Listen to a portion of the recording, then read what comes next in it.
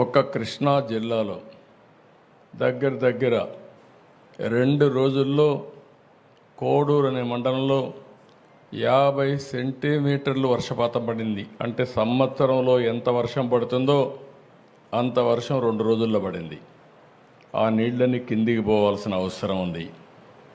అదే సమయంలో గడచిన ప్రభుత్వం చేసిన తప్పిదాల వల్ల చాలా దుర్మార్గంగా ప్రవర్తించారు.